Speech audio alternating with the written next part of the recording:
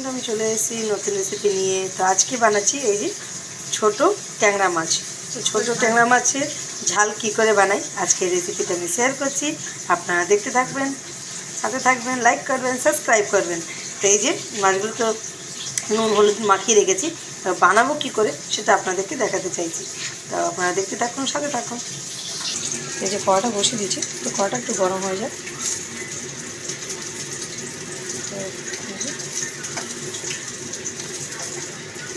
আমার কড়াইগুলো এটা পাতলা কড়া বলে, এই কড়াটার মধ্যে ভালো রান্না হয় বলে এটাই বসাই, আর বারবার কড়াটা নড়ে যায়। তো যাই হোক, আপনারা একটু দেখতেই পারবেন। তো রান্নাটা আমি ঠিক করে দেখিয়ে দিই। তো এই যে তেল, কড়াটা গরম হয়েছে, এবার তেলটা দেবো। এই যে কড়াটা গরম হয়েছে, তেলটা দিচ্ছি।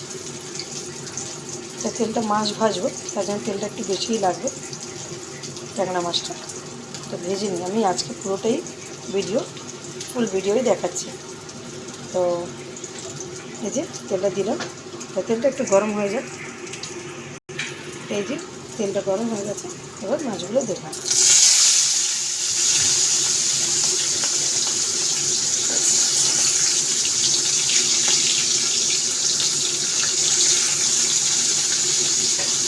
মাছগুলো একটু হালকা করে ভাজবো, তো ভাজা হোক।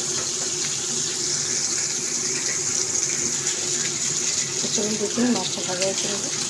তো এই যে মাছটা ভাজা হয়ে গেছে, হালকাই ভাজবে, বেশি ভাজার দরকার নেই। তো এবার নামিয়ে দেবো। তেলটা একটু ছেঁকে নামিয়ে দেবো। এই যে মাছটা বের করে নিয়েছি, এবার তেলটার মধ্যে, তেলটা গরমই আছে তার জন্য এবার কালো জিরে দেবো। তো কালো জিরেটা একটু বেশিই লাগবে, তো 1 চামচের মতো আমি কালো জিরেটা দিলাম। তো গরম হয়ে গেছে, এবার পেঁয়াজ কলি আর পেঁয়াজটা দেবো।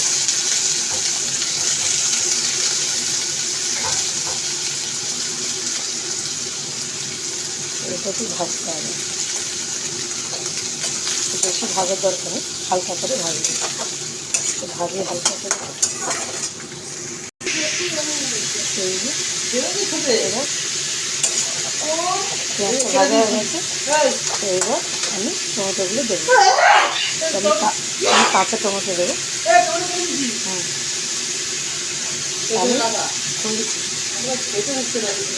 ট্যাংরা মাছটা আমি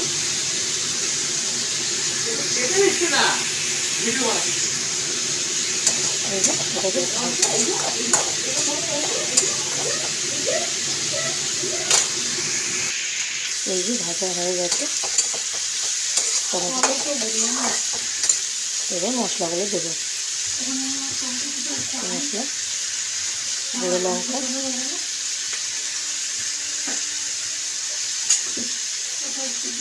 তার সাথে ধনে গুঁড়ো, জিরে গুঁড়ো,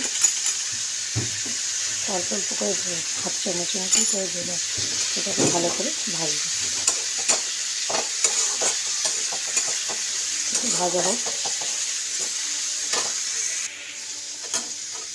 তো দেখি এরপর আরও, তো হলুদটা দেওয়া হয়নি, তো হলুদ দিচ্ছি।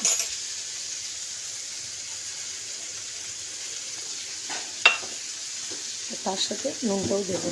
তো নুনটা আপনার অনুযায়ী দেবেন।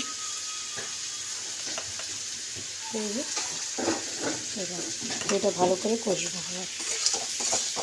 এই যে এরকম করে এটাকে ভালো করে কষতে হবে মশলাটাকে। তো দেখি মশলাটা কষা হয়েছে নাকি।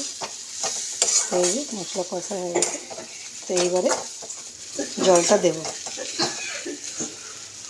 তো কাঁচা টমেটো গলে না, এই যে এটা শক্ত শক্তই থাকে, এরকমই থাকবে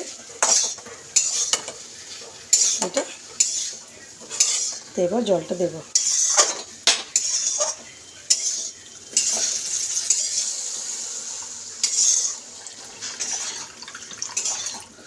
জলটা বেশি দেবো না, 1 গ্লাসের মতন জলটা দেবো। এটা ভালো করে ফুটে যাক।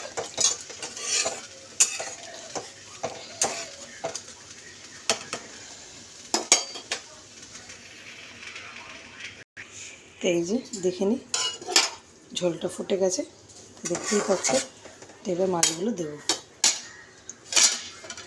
তো যেই মাছগুলো ভেজে রেখেছিলাম সেই মাছগুলো, ট্যাংরা মাছ দিয়ে দিলাম।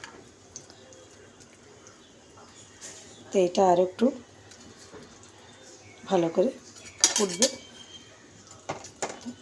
মাখা মাখা হবে, তার একটু এটা হোক।